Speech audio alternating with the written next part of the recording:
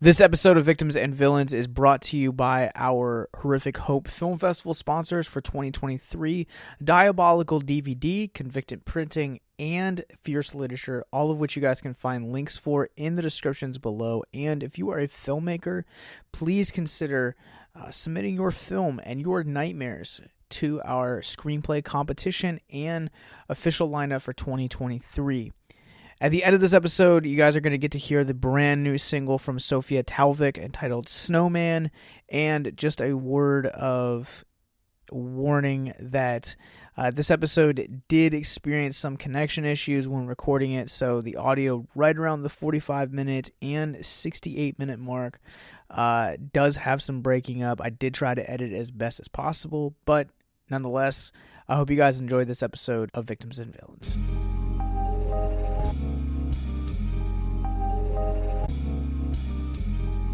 Hey, you are listening to Victims and Villains, and this is part one of our Collateral Christmas crossover with our friends over at Collateral Cinema.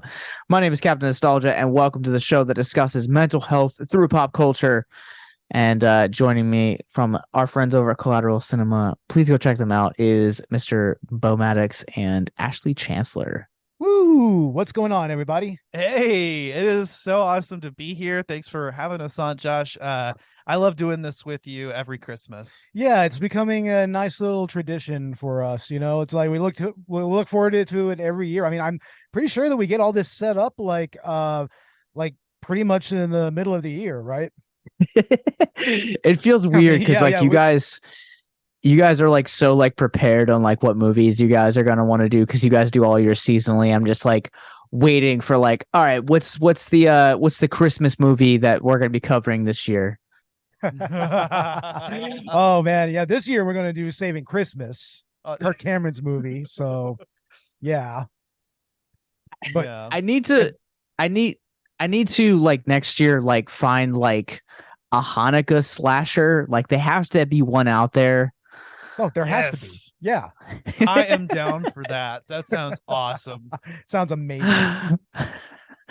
Yeah, I don't know. Because I don't know. I seem to like be like developing a theme with this one because we're covering Violent Night. This is our spoiler-filled episode. If you guys want the spoiler-free version, go check out youtube.com/victims and villains. But this and then Fat Man have a lot in common. So, yes. You know, I feel like we're just kind of like developing a trend, and I'm like, I feel like Die Hard's like the next like logical thing to do.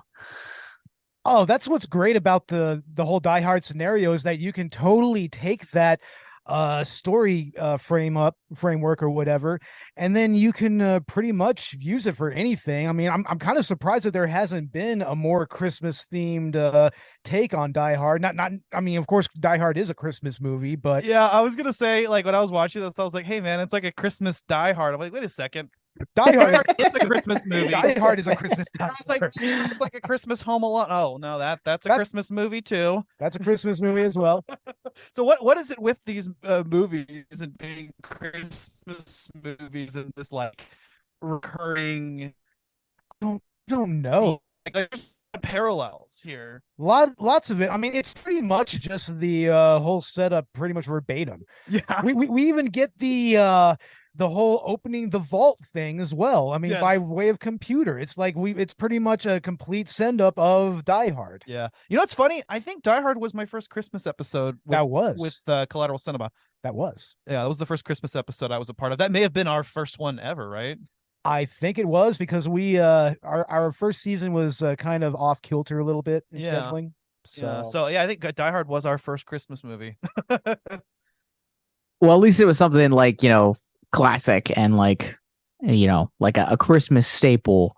And I've been seeing a lot of people call this one Die Hard meets Home Alone, and I love how with Trudy's character like seeing Home Alone for the first time, like that is like actually like woven into this to kind of give like the kids that grew up on Home Alone like this is what it would be like if there was like blood and guts added into this. It's not just, you know, Kevin Malone went up to grow up to be Jigsaw. That is exactly my sentiment, and that's exactly what I was thinking when the Trudy Home Alone scenes came up with her booby traps. It's like, this is exactly what we've been asking for, pretty much. You Yes. know, It was it's like, awesome. why can't we get something a little more straightforward, where it's like a really straightforward send up of Home Alone? You know, I mean, technically, Home Alone was almost a Die Hard send up, kind of, Yeah. in a way. So, you know.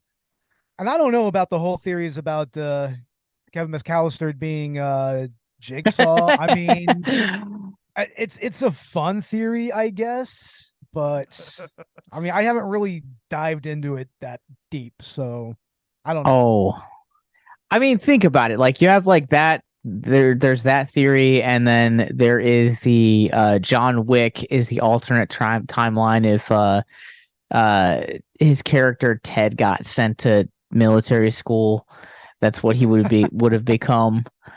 But so he was Ted the whole time, huh? Yeah, it was Ted the whole time. Wow. The part 4 is just to reveal that it's Ted the entire time.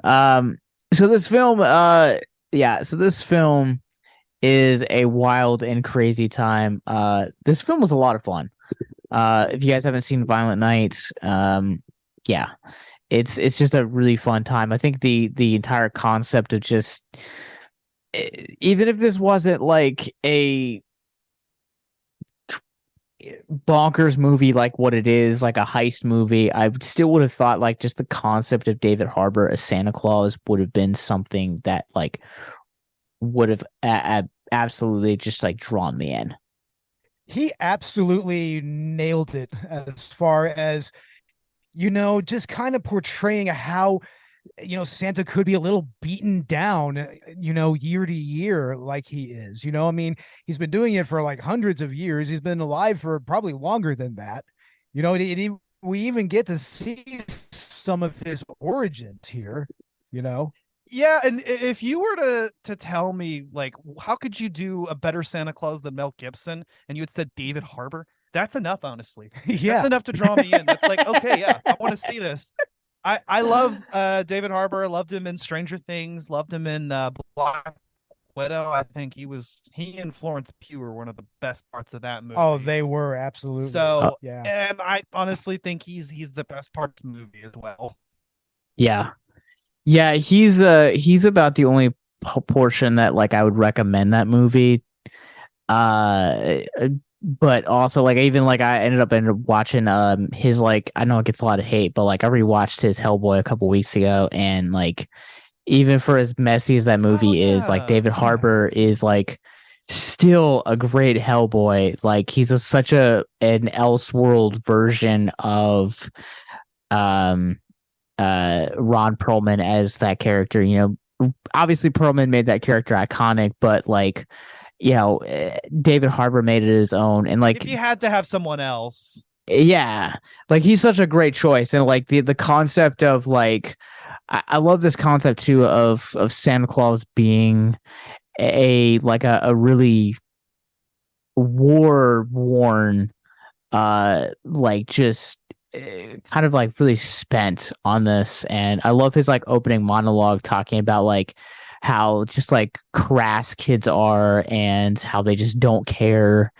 And like his entire character journey is basically like having to like rediscover the reason for like why he is Santa Claus in the beginning, and like the understanding of like magic of Christmas. And Ash, you brought up like his origin stories, like it's like, spoiler alert, but we're gonna jump into this. So if you guys haven't seen Violent Night, we're gonna start spoiling it. But he was a Viking in like the original like timeline, right? And I just love the fact that like you're kind of getting to see Santa Claus go on this like mental health journey that I feel like a lot of us kind of go on sometimes this year, this time of the holidays. Like, I don't know about you guys, but like we talked about this in our Bloody Christmas episode earlier this week, where it's like holidays for me now, I feel like is a little bit more, it feels like it was like work as an adult, because there's like these expectations, and like now kind of like progressing into like understanding that like it's more about like being present for family than it is like actually about like gifts and the commercialism that this holiday like promotes. But yeah, I feel like you have to kind of go through like the trenches before you like understand that, similar to like what Harbour does in this movie. Yeah, that's kind of how I approach Christmas more or less these days. Like for me, it's about, my niece and my nephews. I mean, I have a 13-year-old niece and two nephews. One's 5 and one's like 3. And I mean, it's really all about them for me, and seeing them be happy and everything. And that's really why Trudy's character really resonated with me, as an uncle. I mean, I don't have children of my own or anything, but it's just to seeing that and seeing her excitement and everything, and like that really like made me very happy. And it really kind of made this movie charming, honestly. Yeah, it's interesting how this movie still maintains or retains that heartwarming Christmas feeling to it while being, a violent action movie. It with is. all the creative kills. By the way, yeah, some of the kills in this movie are great. I mean, I love the star through the eye, the icicle, the what was it? What was it at the end? It was something else that was really crazy. It was the chimney. The chimney. Yes. Utilized Yeah. Exactly. Yeah, the chimney I think was the one that got me. Like where I was like, I wasn't expecting it, but like I really liked like the star through the eye, like what you were talking about. Like I wasn't expecting him to kind of just like start to burn, and I love the fact that like for like him, like David Harbour was like there was like a shift with that death to where David Harbour was kind of like trying to stay like really quiet, and then like he was like, you know what, I've already awakened the beast, let's face it head on. And like they just kind of like he just kind of like taunting them the entire time. Yeah, because you could tell early on that while he was probably a little rusty and this has been a while, he had definitely been in a fight before. But well before the reveal, it was very obvious that he knew his way around it. I think he even says something like, "You don't want this." Oh, definitely. I think that the real big character turn there was when he went to treat his wound. He had been stabbed in the previous fight, and you actually see his Viking tattoos and everything, and you see that he's definitely battle worn. He's got some scars and whatnot. Now he's got another wound to stitch up. So yeah. While he's like stitching the wound and everything, it was that point that it really hit home, and I was like, "No, this dude has been through some stuff." Yeah. He knows how to even take care of himself, like even if he's injured. And taking like even stitching himself up. That's no small thing right there. That's not. I mean, I think they typically give you local anesthesia for that. Right. Yeah. And to do that to yourself, I mean, without passing out midway through. Yeah, he had to bite down on the thing. Do you guys think that I mean, would you guys have guessed like that he was like a Viking before like the big reveal?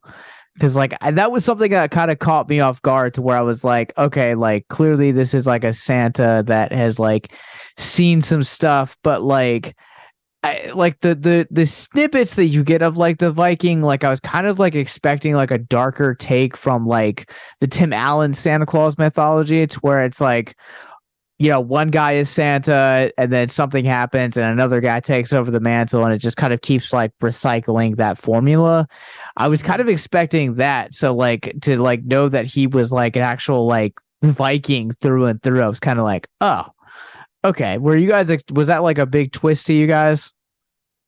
Yeah, I didn't see it coming. I mean, my initial thought was whenever I could see that he had seen action before, and I could kind of tell was that, well, he's just been alive for a long time and he's been around the world, so he's already picked up some skills.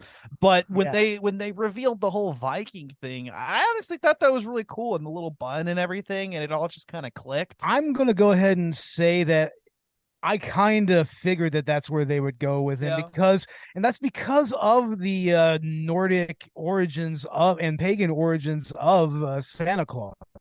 Like it's true. Yeah, I mean, like he's basically like Odin in a different form. Yeah. I mean, Odin also, he rides a sleigh, pulled by reindeer and whatnot. So I mean, that actually makes a whole terrible amount of sense, you know, like especially coming from Germanic and Scandinavian origins. So, Which God of War Ragnarok right now. So you mentioned Odin, and I'm thinking of that, which is, by the way, our holiday special on Collateral Gaming. So nice. I just wanted to throw that out there. Well, let me keep that promotion going. So I need you guys to do me a favor. Go subscribe. Click the links in the descriptions below. Subscribe to Collateral Cinema, and in 2 weeks' time on Christmas Eve, we're going to be talking about Kirk Cameron's Surviving Christmas, where a lot of these pagan roots are going to come back up into conversation.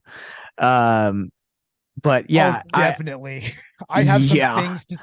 I have some things to say. I was yelling at the movie last night. I was yelling. I've just spoiler alert for that episode. I've done a little bit more homework and come prepared more for that episode than I did for this episode. So, sorry to our normal listeners.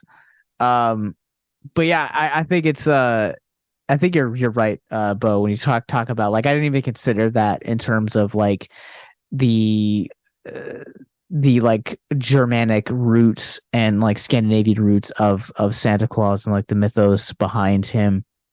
So it does make a lot of sense, like in hindsight, for that like transition for like this Santa Claus to be the way it is. And like it also makes his like worn attitude in the beginning of the film kind of like make a lot more sense as well, because like here you have a guy that essentially like went after blood and like quite literally went for the jugular, and then, you know, now somewhere along the way like is like switched to like being married to the same woman for 1100 years and making, you know, working with elves and reindeer and traveling around and being magic and not understanding Christmas magic.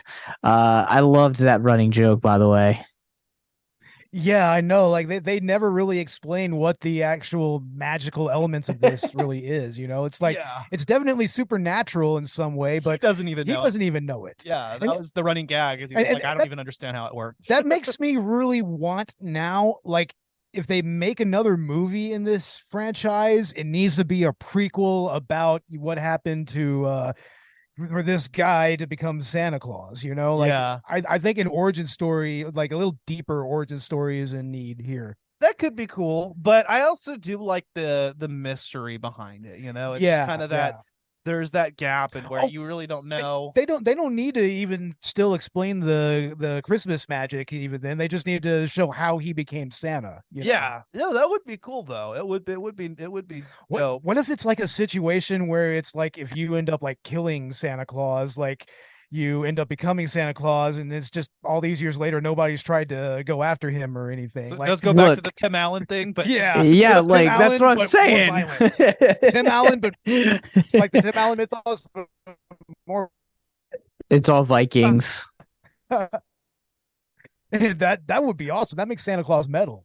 But I liked the Viking angle personally. I liked the war-worn angle. You would have just called this the Santa Claus the Viking Age. Oh, hell yeah, man. Hell yeah. Nice. You know, that would actually maybe make that franchise worth something. Yeah. If Disney is listening to this, go ahead and make that movie. It's like, come on now. Yeah, but just don't use Tim Allen. No. Honestly. You mean to tell me that the Disney Plus series Sorry, you mean to tell me that the Disney Plus series that says "I love you, Satan" is wrong? Oh, wait, they meant to say "I love you, Santa." Oh, go ahead, that Ash. whole thing.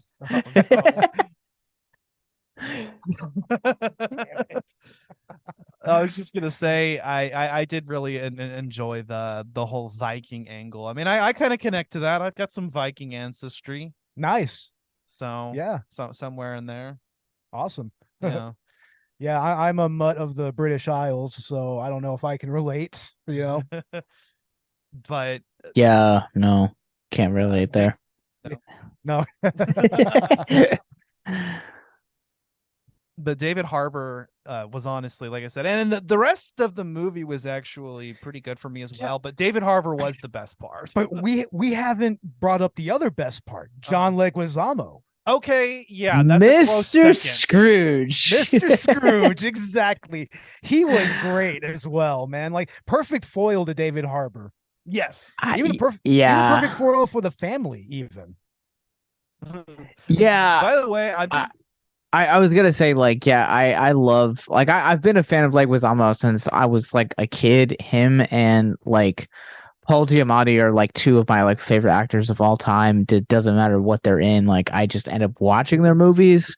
And like Leguizamo is an actor that over the years has like really proven himself in like other genres, but like I feel like I haven't seen him take like on like a villainous role in a long time, and he's so like he's campy and chilling in like the same sense within this like the 2-hour runtime. yes, It felt like he almost channeled the clown from Spawn. from right? Spawn, right? Yeah, A little bit. That's the other one of the other villain roles.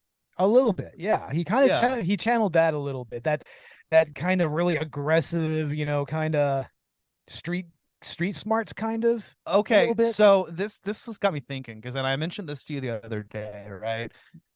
Hear me out, all right? So everybody's saying if we get a sequel to the Super Mario Brothers movie, the new one that's coming out, Danny DeVito needs to be Wario. That goes without saying, right? That doesn't happen. We write, okay. What if we had John Leguizamo as Waluigi and make it come full circle, because he was Luigi back in the 80s Mario Brothers movie? That is perfection, man. That is so perfect.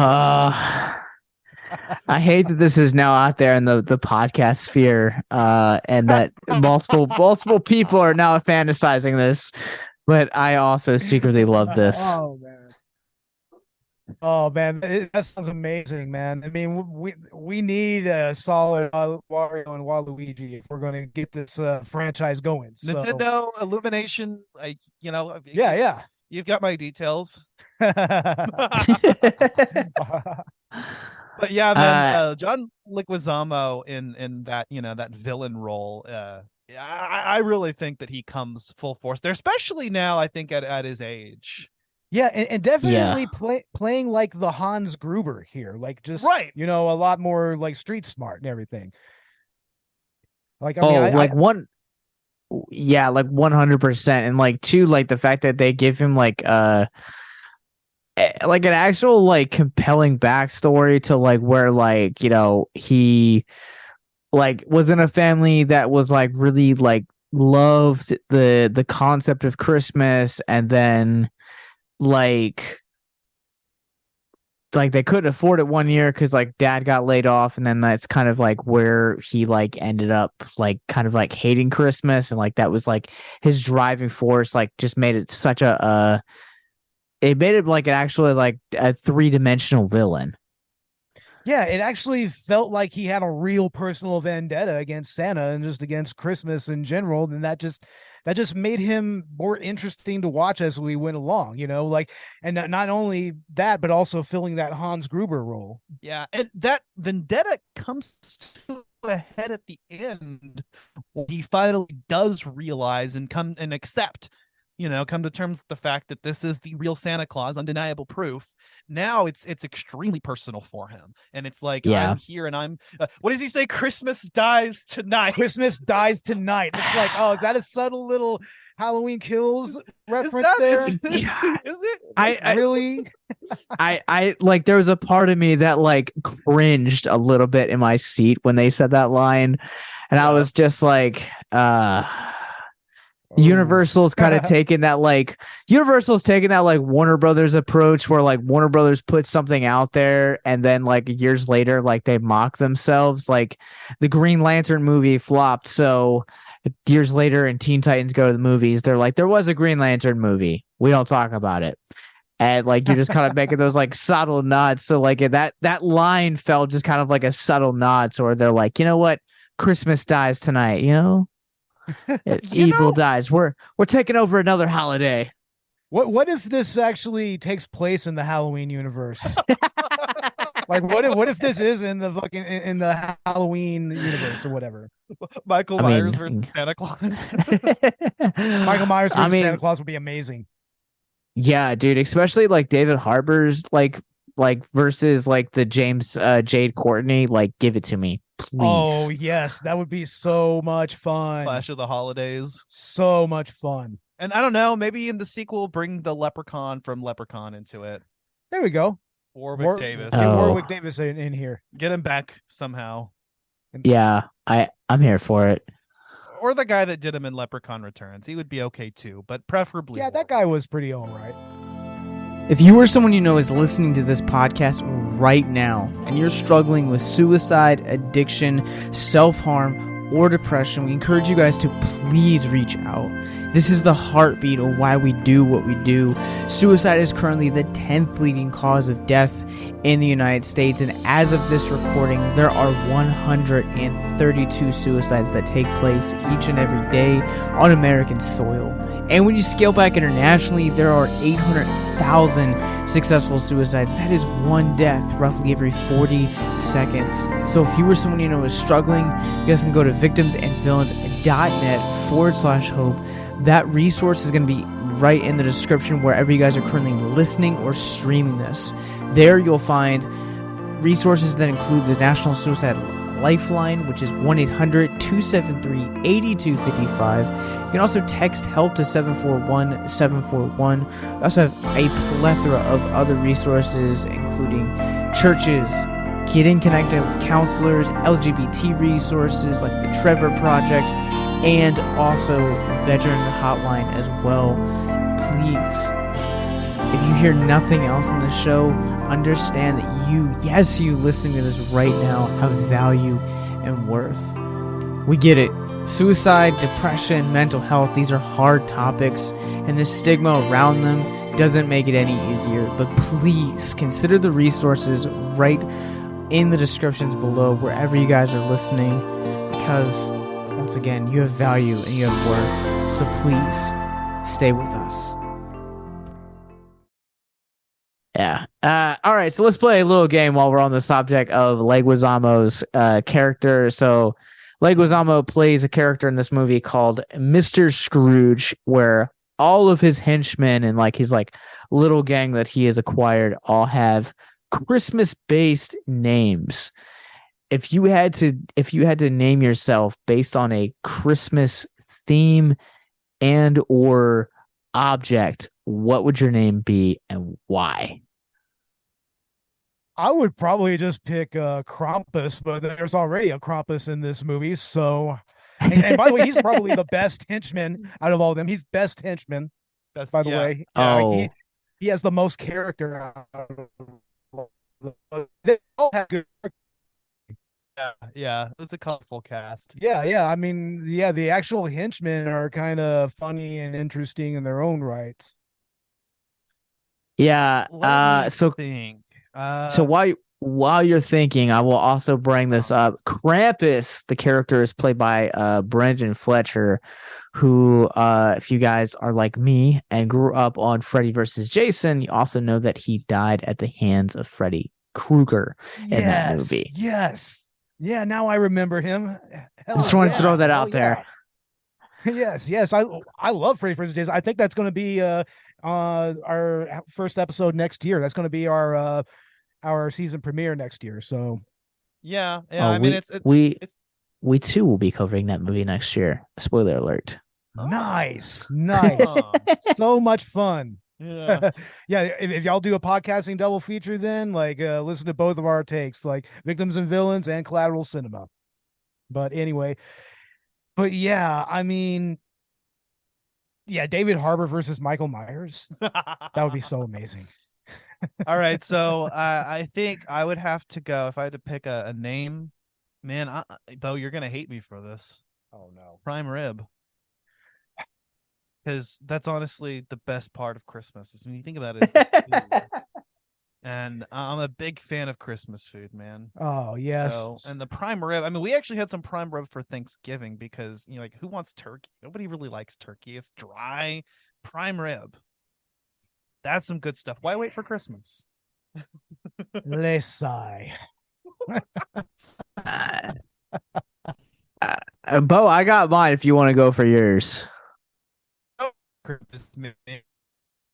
I mean, I think of something better, but I think that kind of fits you. it fits me. Yeah, I'm gonna go around the world and just spank little kids because they're naughty. And then, All right, oh yeah, so and then there's that tongue of him. Whatever.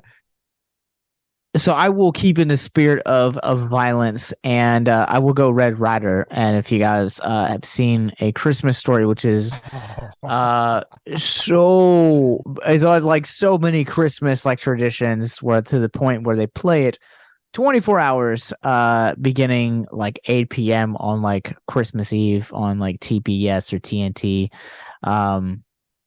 Yeah, I don't know. I feel like for the spirit of this movie and the fact that I am the head of our horror department here, like I feel like that just is fitting. It's very fitting. Yeah, I mean, yeah. you definitely put an eye out with that thing. So, I mean, we keep talking about doing A Christmas Story as a Christmas episode at some point, or doing it maybe as a commentary or as a director's cut. I would like to. It gets brought up at least once a season because it's like we got to do it covered. I would like to do a commentary on it, honestly, because there's a lot of interesting stuff to get into that movie. So. Not to mention that it's not been more relevant than this year with A Christmas Story Christmas, now that they've made this sequel on HBO Max. Oh, that's right. That's right. Dang. How did that turn out? Was that any good or? I would know. I haven't seen it, so yeah, you're asking the wrong person, or in this case, I guess the wrong people. Oh, dang. So do you guys want some trivia real quick? Yeah. Give it to us. So this movie was written by the same team that has given us Sonic the Hedgehog in 2020 and Sonic the Hedgehog 2. Both movies we've reviewed. We've covered, yeah. Interesting. I was not aware of that. I honestly would not have known. I don't know. Now that I'm thinking about some of the dialogue in the movie, especially between Trudy and David-Harbour's Santa, it actually kind of makes a little sense. It's very campy. It's got that campy kind of snarkiness that Sonic had. Yeah. A little bit. So, yeah. So I just have to plug this because if you guys are like me and you guys are a cinephile, so this movie is written by Pat Casey and Josh Miller.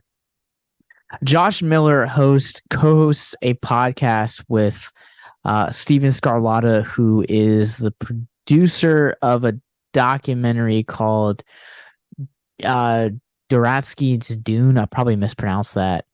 But basically, Jodorowsky. I know Jodorowsky's Dune. He did a documentary on that. Yes, yeah. So the movie's called Best Movies Never Made, and basically they just go through and like read scripts and like give the history of like movies that are like never made. And they've covered everything from David Lynch's like passion project of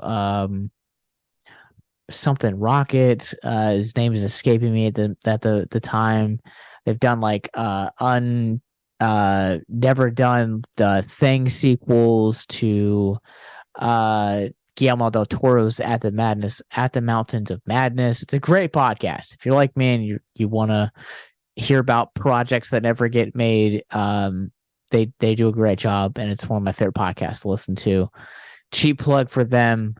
But let's talk about another character in this movie by the name of Morgan Steele, who was played by Cam Gigandet.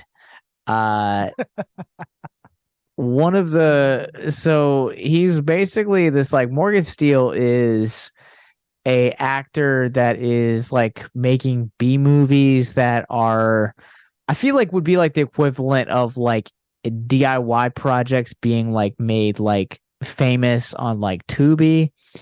But there's a scene in the movie where he claims he could have stopped the hijackers on 9/11 had he been aboard the plane. Wow. Yeah, that's some ego right there. And this was a real claim that was made by Mark Wahlberg in 2012. Really? I remember that. That's right. He did. He totally did that. I don't know why, but that actually kind of tracks. That tracks 100% with him. He's got that Boston, that mass hole thing, as they call him. Yeah. Yeah. I see what you mean. Mark Wahlberg has since apologized. I would hope so. But I want to bring up Morgan Steele real quick because Morgan might actually have two of my favorite scenes in this movie. The scene where he is so like context real quick, there is the mother in this movie is played by Beverly D'Angelo. Her name's Gertrude. She's kind of like the center of the money that like everyone clings onto, and she's the matriarch of the family. That's a better way of putting it. And there's a scene where Krampus is like, hey, since you're all gonna die, let's do gifts tonight. And so Morgan Steele's the first one that volunteers.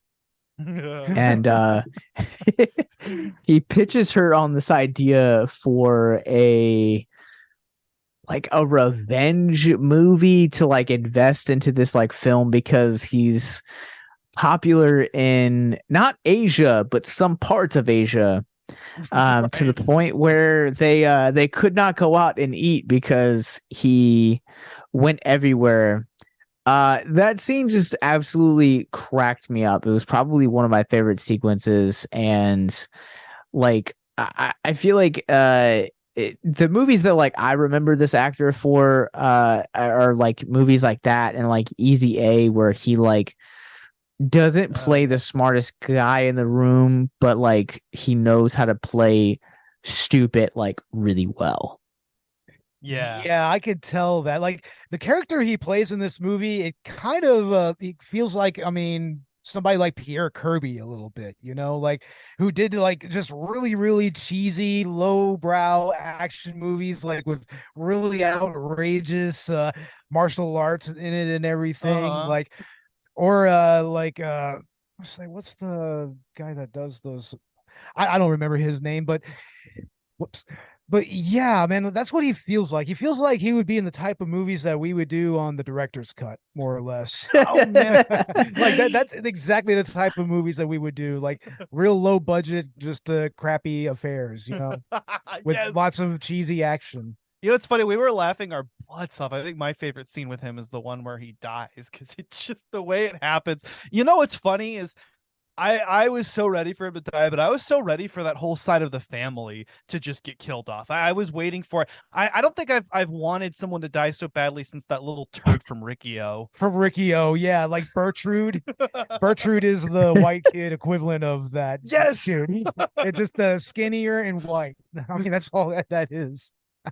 Please tell me you guys stayed for the post-credit scene where he's like, after everything's like all said and done, he like walks over to the body of the commander, like Thorpe, the guy that is like leading like the private army, and he just like goes like, yo, this guy is #dead. And like I was like, what? No, stop. There's a post-credit scene. I think we dipped out before then. Yeah. No, I think the movie ended for us. Yeah. The copy that we were watching. Yeah, but no, yeah. That sounds hilarious. Yeah, honestly. Yeah, that's awesome. Yeah, I love the fact that they like introduced him as like Bert, and like you're kind of like, all right, like this is a kid that like we've seen like hundreds of times before, and then like when you get to meet Beverly D'Angelo's character, you're like, Gertrude, is it like even a name? Because like we learned that like Trudy is short for Gertrude. And then like they try and like push back, and they're like, you know what, like you named your son Bertrude, like that's not even a name. And that was so amazing. I love that so much. Influence of that matriarch figure.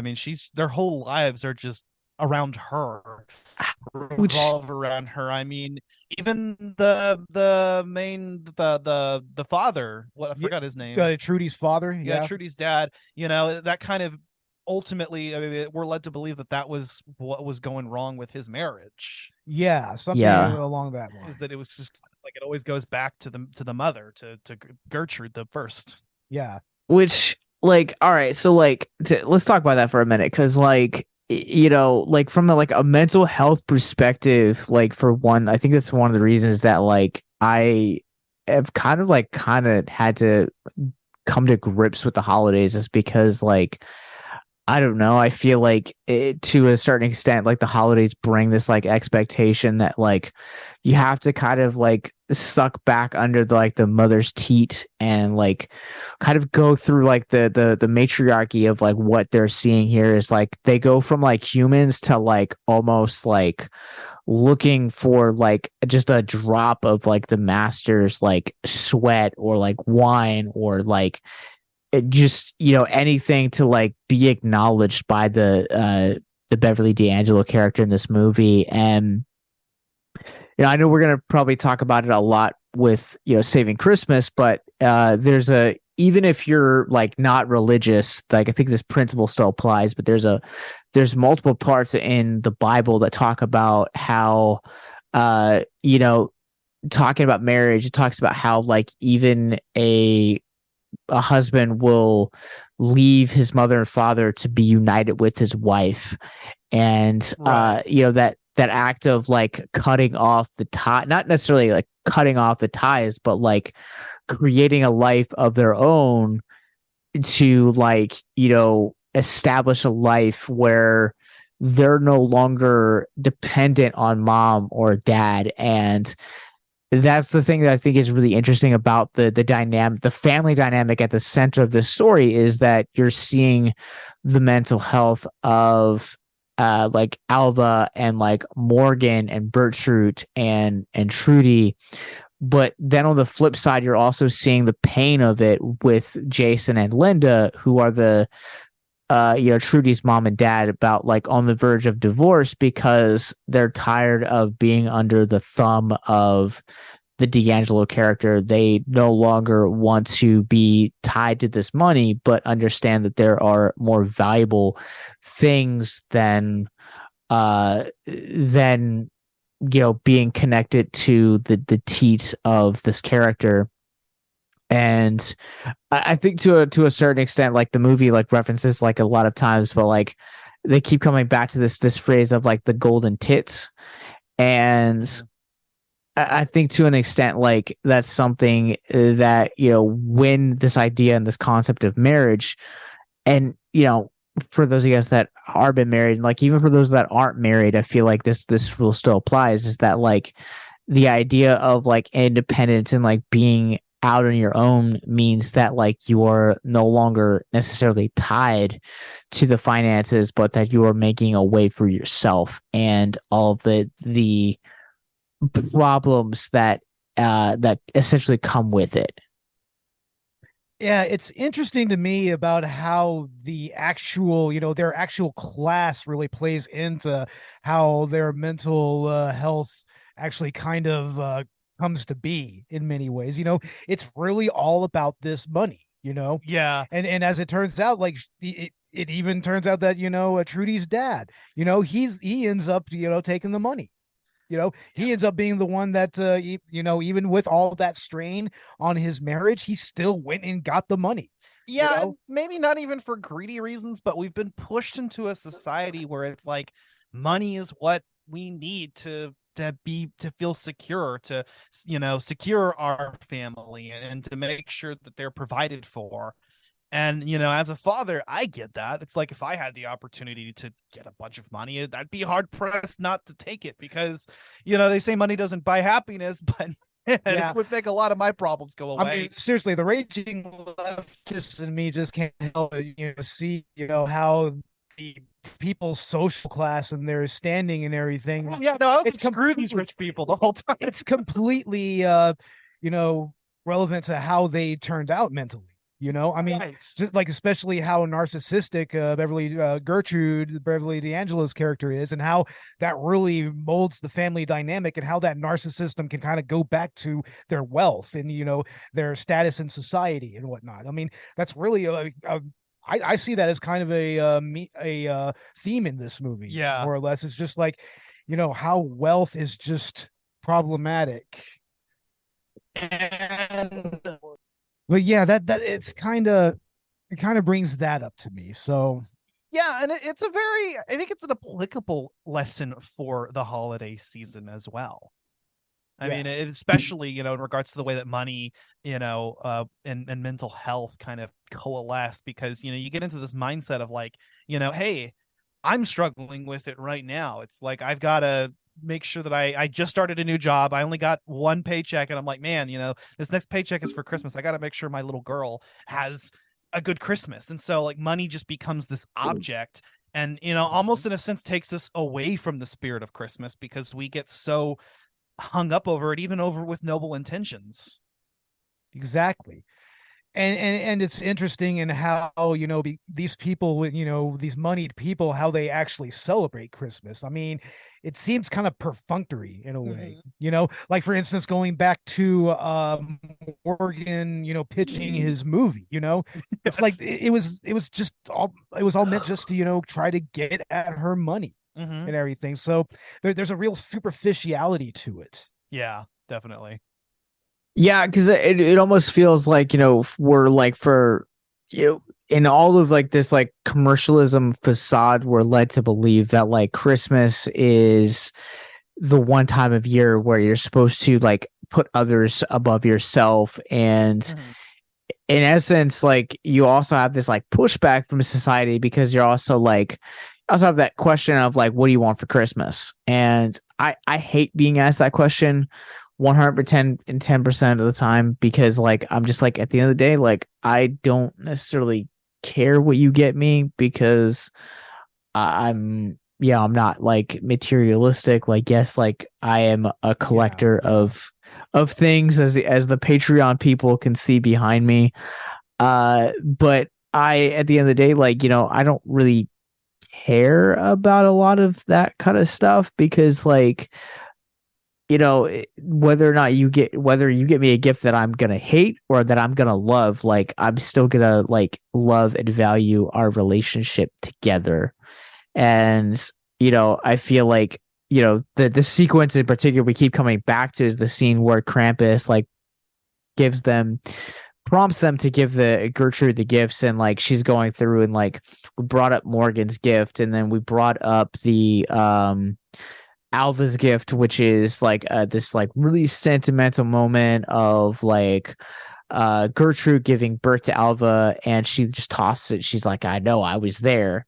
And it's this like really funny sequence, but like in hindsight, like, Bo, you brought up like the narcissism of the holidays, and this, there's no other better way to say that. There's like, I feel like, not to be like John-Leguizamo and be like Mr. Scrooge, but it's really easy at this time of year to kind of really forget the reason for the season, and like that reason isn't necessarily like, depending on what you believe. Like for like Christians like myself, like we believe it's Christ, but then like for like other people, like seculars, like I want to like also say that like the reason of the season, the main reason, is like family. It's a time to come together and give each other gifts, whatever you can afford, and kind of like show that you were thinking of that person.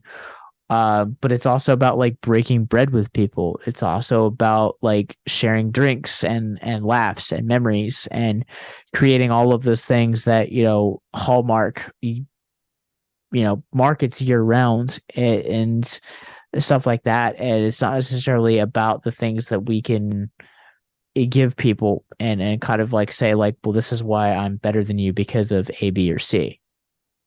Yeah. And I actually, I grew up in a Christian household, and we never really celebrated a Christian holiday. Even it was more of it was just about the spirit of giving. And my mom actually grew up as a Jehovah's Witness, believe it or not. So she was super into Christmas and just loved the idea of just that season of giving and seeing our smiles whenever we got that thing that we really wanted. And it's sad that Christmas has become such a transactional holiday. We kind of get away from that, and really, I kind of want to go back to what you were saying about gift giving. It's like the best gifts that I've ever gotten are the ones where it's like, it wasn't even something I asked for necessarily. It was just like, you thought of me. You saw this thing and you thought that this was a perfect gift for me, and I hadn't even thought of that. Those are honestly some of the best gifts that I've ever received, even compared to, the things that I just really wanted, like the Nintendo Wii or my first iPhone. It's like, I come back and I think about it. It's like, some of the gifts that like my ex-wife used to give me. She was that kind of gift giver. She would she'll just give you something that made you think, made her think of you. And I think that's what's special about Christmas. Absolutely. Yeah, I agree with that. I never understand that. No, but I mean, yeah, to me, I mean, those sentiments are, as a non-believer, as an atheist, that's what actually makes me Christmas holidays. I enjoy this time of year, and I mean, that's why, like, even the stresses that might come with it, it's like I just kind of take them in stride, because in the end, it's all about the people in my life, and it's all about, my family, and even these guys in the podcast, Ash and Robert and all of them, it's like they're part of that family as well. So yeah, it's about getting together with the people that you love, your family, whether that's by blood or otherwise. And, and I love that this movie sort of calls back to that. It really highlights that. That's kind of the running theme throughout, is that, a lot of that special feeling has been lost by today's society, and that affects the mental health of people all across the world. Hell, even in this movie, it affected Santa's mental health. Yeah. So how would you guys like to help us get mental health resources into schools, conventions, and other events? Well, now you can. Simply go to patreon.com/victims and villains for as little as $1 a month. You guys can help us get mental health resources into current and upcoming generations, educate and break down stigma surrounding mental health, suicide, and depression.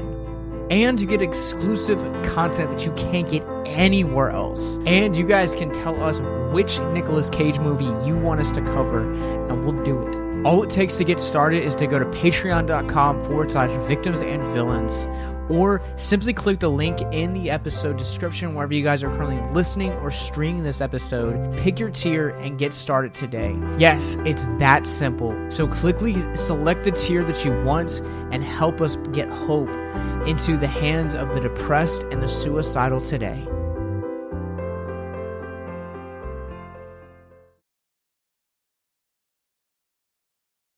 Yeah, I'm really glad you brought that up, Ash, just because like one of my favorite sequences in this movie is like it's one of the more tender moments, but it's Santa and Trudy are having this conversation via the walkie-talkies, and he's talking. She asks him this question. She's like, if you could see anyone right now, who would you want to see? And he says, well, I would want to see Mrs. Claus. We've been married for 1,100 years, and we still make it work, and I still love her. And just that realization when he like accidentally drops the wedding ring, and he's kind of reminded at that moment of like who like matters most to him. And I think it's such a tender moment, because like one of my favorite things is like it's one of the things that like I don't want to say I necessarily hate about being married, but like I love,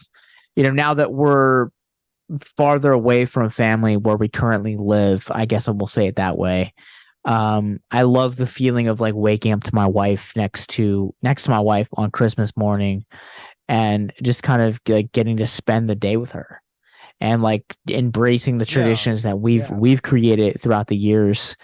And like I really felt Santa in that moment, to where like marriage isn't necessarily the easiest thing in the world, but when two people truly love each other and they're willing to do whatever it takes, they're literally willing to do whatever it takes. And that's the kind of marriages that I feel like are built to last, like what we see with Santa Claus and his version of Mrs. Claus. It does bum me out that we never did get to see Mrs. Claus in this version. But at the end of even the end where like the reindeer come back and she gives him like the little note and says something along the lines of like, hey, like thought you would need this. Like it's this like tender moment that like proves that like if you actively keep a spark alive and in marriage, that like marriages are also like willing to survive like the darkest hurricanes and like biggest storms. I think that like the holidays sometimes can like really be can really tempt that and can really test those waters. And I think you see that with Jason and Linda's relationship in this movie, to where it's like it takes them going through something traumatic like the events of this hostage negotiation, this heist, to kind of rediscover their love.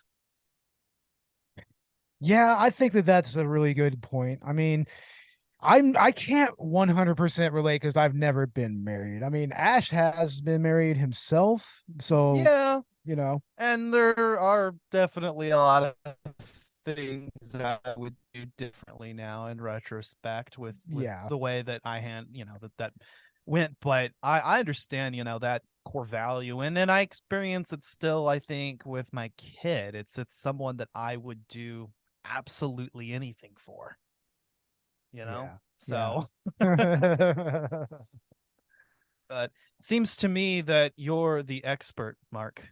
Oh no, I'm sorry, I had to throw in the room quote. Oh yeah, you got to. That's what you get with us here at Collateral Cinema. Look,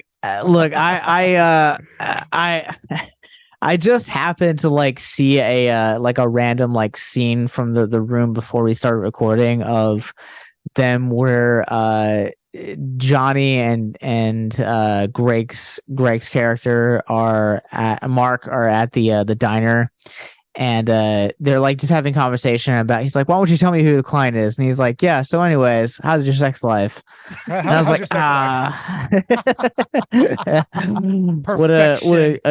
what a great transition there. Yeah, definitely. So anyway, how's your sex life? How's your sex life? Yeah, that's how it feels sometimes, like talking about like heavier things here with like mental health. It's always like, yeah, so anyways, like this movie, what'd you think of it? And one of the things that I will say we've talked about it already is some of the heart that this movie has. And I feel like this movie in and of itself is like trying to be this like it's a Christmas movie at its core. Like it's overtly like telling you, hey, this is a Christmas movie. And one of the things I think this movie does really well is, obviously before I talked about this, but like John Leguizamo's crew is like named after like Christmas things. Like there's gingerbread and candy cane and sugar plum and just like every other thing you think of. Some of the kills that happen earlier in this movie are all done via like Christmas decorations and like they're Christmas themed. But I think at this like the core of this movie, like it is obviously a Christmas movie. It doesn't stop. It stops multiple times to tell you that.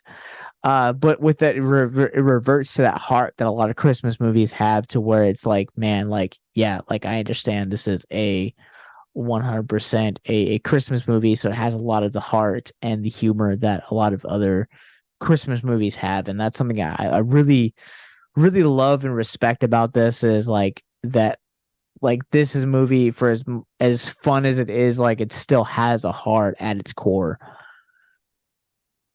But then there's guys getting chucked into wood chippers at the same time. Yeah, That's what makes it such a and, blast. and decapitations and It's fine. yeah, and really, really cool practical effects on a lot of it as well. I mean, the juxtaposition of these Yeah. things is, I think, best seen in the scene where he finally meets Trudy. They have a heartwarming moment. They hug each other because they've been talking on the walkie-talkie up to this point. But the henchwoman is not finished off yet. So he's like, turn around, close your eyes, plug your ears, sing really loudly, and then he Sing just Jingle Bells. bashes Yeah. that girl's head in.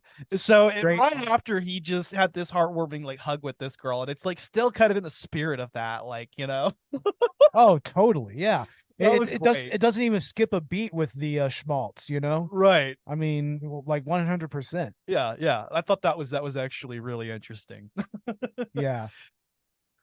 Yeah, I do love kind of like the creativity that comes with like the knocking off of the bad guys one by one. I think probably one of my favorite sequences is the scenes where he gets caught by Leguizamo's Mr. Scrooge and like he's like interrogated. And like so he's like starting to like go down and like talk, like kind of just like air everyone's dirty laundry, and he's like, how did you know I wanted a Huffy in 1982? He's like, every kid wants a bike. Like he's not the real Santa Claus. Yeah. Yeah. That's so hilarious. Yeah. Yeah, no, it's like all the other henchmen are actually starting to like kind of be suspicious. So they're quick to be like, he might be the real one, but Mr. Scrooge has a personal vendetta.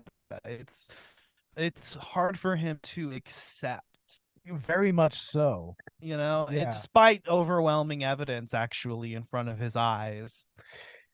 Yeah, I mean, it takes him a minute to actually come to that realization, and that realization comes when he finally sees the nice and naughty list, you know, which is done in a cool way in this movie. It's just like a very abstract, kind of supernatural list and everything. Yeah. And it lists all of their deeds, good and bad. Yeah. So, I like how Santa just has this like magical ability, like as Santa does, to remember every single kid that he's ever given a gift to, and is able to instantly recognize them even. Yeah, it makes you wonder if maybe that's kind of tied into the Christmas magic as well. Well, it obviously is. It has I think to be, that's yeah. part of it, and it's like one of those things that he probably would say is like, I don't know how it works, but I look at someone's face and I know who they are, and and I remember everything that's ever happened with them. It's like some weird reverse of the Shinigami eyes. Yeah, there you go. Yeah, I think that moment's like really something like awesome. I love the way that you got to kind of see the good, the bad in this one, the naughty nice list in this one. But I think too, like you kind of bring up like John Leguizamo's character is, I think we've kind of hinted at this already, but like his entire character and like his entire drive of like what gives his character motivation and like makes him a villain in this movie is like the trauma that comes with the holidays. And like, the divorce that happens between kids finding out that Santa Claus isn't necessarily real, and the fact that like your Christmas is like based on like what your parents can actually afford that year versus like what everyone else is getting. Because like growing up, like I wouldn't necessarily say that like I grew up poor, but like we grew up definitely like middle class. And so like wow, like the gaming boom was like really starting to happen, and like all my friends were like getting like Xbox Ones and like PS3s. Like I was getting like maybe like a cheap guitar, like like gifts, like clothes and stuff like that. So like like I don't hold that against my parents by any means necessary, because like as an adult, like I definitely understand that now more as an adult. But I think that's something that you don't really grasp with as a kid, and like I think there's a lesson there to be learned about like the bitterness that comes with the holidays as well. Yeah, and there is kind of that question that every child that believes in Santa asks, and it's like, why does Santa willing to bring gifts to my rich neighbor, but not me? It's kind of one of those questions that's difficult to answer. Now, my parents never did the Santa thing with me. So I kind of grew up with that understanding that, Christmas was based on my parents' financial constraints. But, it's something that I think hits home for a lot of kids. And it's something that I'm glad was addressed in the movie, was that, he kind of just does his best, he tries to get all the kids that really need it. But at the end of the day, he's just a human that has a lot of magical power and, I guess can live forever. But other than that, is subjected to human constraints. Definitely. Yeah, it kind of makes you wonder, like, I mean, what he really goes through every Christmas Eve, where, I mean, he's having to stop at a bar to take a break, right. What the crap does he deal with on a yearly basis, And then he shows up at the rich people's house and he's like, you know what? they got an old bar here, man. Like, I'm just he's just like, nice brandy and not a nice brandy, like, I mean, 100-year-old brandy or something like that, like very, very rare vintage. And it's I would do that as well. I'm just like, well, all right. But at the end of the day, he's still doing it. Yeah. And he's even questioning himself why he's still doing it. Yeah. Yeah. And that's a very adult thing right there. That's something we can all relate to. It's like maybe we've all kind of come to that point at one point in our lives. Right. So. Yeah. Yeah. I definitely, like, I've come to that point where I'm like, like not understanding why you do things as like a certain adult. Like, Ash, like, if you don't mind my asking, man, like, because you're the only parent on this call, like, how have you like handled Santa Claus with your kid? Well, like I said, I didn't grow up with Santa, so if it were up to me entirely, I just wouldn't do it. Honestly, I felt like I grew up a more rational child. And I was more rational than I think some of my peers at the time. And I was able to understand where my gifts came from. It avoided a lot of issues. But that being said, her mom wants to do Santa, so I don't want to step on any toes. So, I just kind of approach it to where, like, these are the gifts that I give you, and these are the gifts that we know that are from your mom, and I kind of just, I think I asked her about it the other day. I was like, hey, is Santa Claus a real person? Actually, and she's 3, but like, I'm trying to figure out if she thinks of Santa as like, is it like your cartoon, or is it like something you actually believe in? Yeah. So that's kind of how I'm approaching it, is like, I don't want to tell her something that's not actually true. And I don't want to step on any parents' toes, but it doesn't, I don't know, as a more logical, rational person, it's weird to me.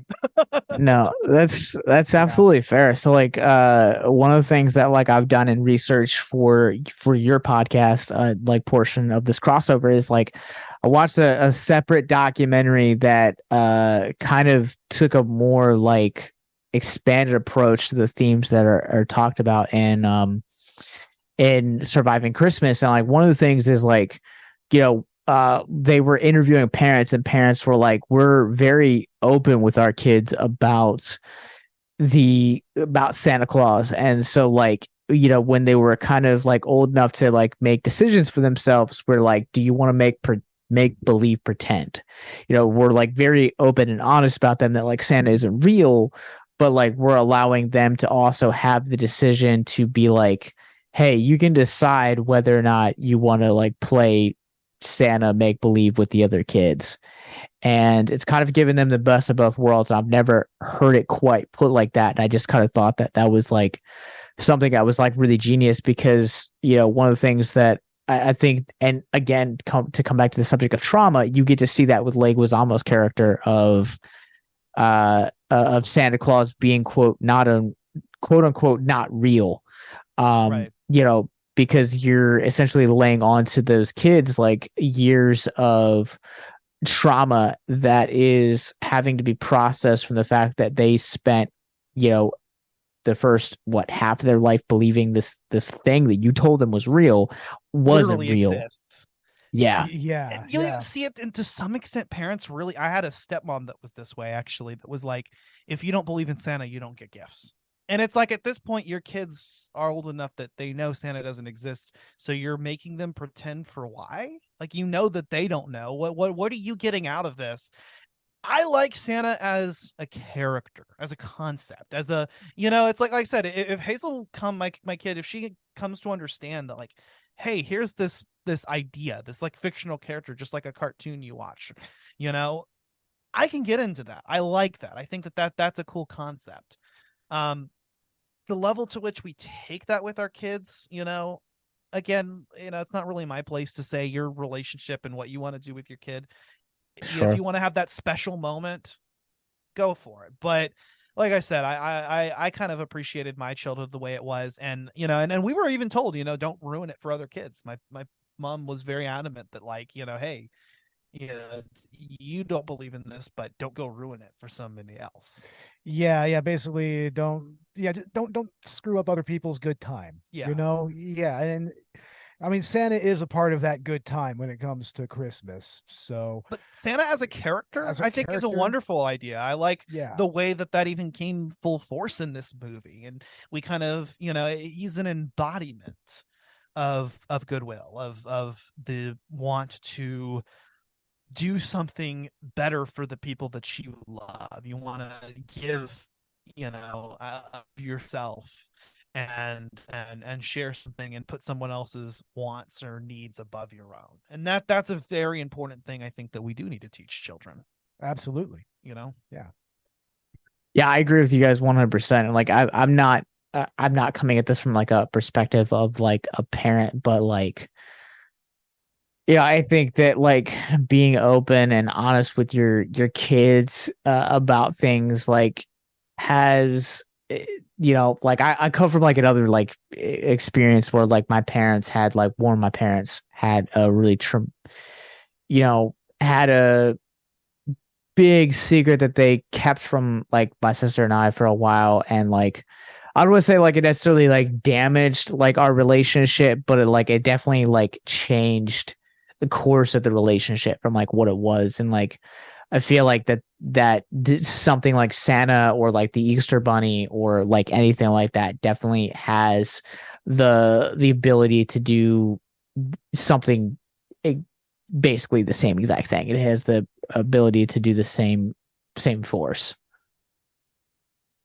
Yeah. I think it can. I mean, wasn't that what the Polar Express was about? Kind of, sort of. That cursed movie. Oh, Lord. Oh, no. Oh, no. Yeah. But I think, go ahead. No, go ahead. I think as a concept, inherently bad thing. There's definitely a magic to Christmas, but yeah, I think openness and honesty is honestly the best way to avoid those kinds of traumatic situations later in life, because it's like, hey, you lied to me about this. What else have you not told me? Yeah, you would think it would undermine basic trust between parent and child. And every kid takes it different. Some kids just kind of naturally figure it out on their own, and maybe that's because their parents weren't that serious about it. Yeah. Yeah. But it's a hard moment, and I think it turns out villains like John-Leguizamo's character, Mr. Scrooge, yeah, so to speak. Yeah. Yeah, you never know who's gonna be the next Mr. Scrooge. So be open and honest with your kids. And of course, I say that jokingly as a single guy with no kids. So parent how you will. But yeah, I think that's going to do it for us on this episode of Victims and Villains and the first half of the Collateral Christmas crossover. Where can people find you guys online? You can find us on Instagram, Facebook, Twitter And you can also find us on YouTube if you don't have any of the other podcast apps. But I mean, you can find us on Spotify, Apple Podcasts, Google Play, iHeartRadio, just wherever you get your podcast. And if there is any app or platform that we're not on, I mean, by all means, let us know and we'll try to get ourselves on that, you know? Yeah. And also you can find us on Chill Lover Radio and on Good Pods as well. Yeah. And we also have a Patreon where we release exclusive full-length movie commentaries. Probably gonna do something holiday related. Yeah, and we are going to start getting into live streaming here very soon to kind of reach out to our listeners and everything, kind of, you know, maybe talk about some of the movies that we've discussed on the show, like while we're playing some video games or whatever. So yeah, we kind of wanted to do a live stream thing, maybe starting this holiday, because you know, like we've done the live stream with Victims and Villains a few times, and it seems like it's a good game for us to get into. Yeah, it's a lot of fun, really. Yeah. We were talking about doing, was it either a director's cut commentary or a Patreon comment? I think it was a Patreon commentary on Black Christmas, right? Yeah, the 2006 one. Yeah, the 2006 Black Christmas. Ooh. Like this is a fun little exploitation movie. I mean, if you just don't take it at face value, but yeah, it would. Now, we did have some connection issues here, so you guys click the links in the descriptions below and follow Collateral Cinema wherever you guys get your podcast from. They're on Instagram, Facebook, Twitter, and most importantly, you guys can also follow us on those platforms as well. But even more importantly than that, you guys can also click the links in the descriptions below. Check out our mental health resource library if you or someone you know is struggling with suicide, addiction, self-harm, or depression.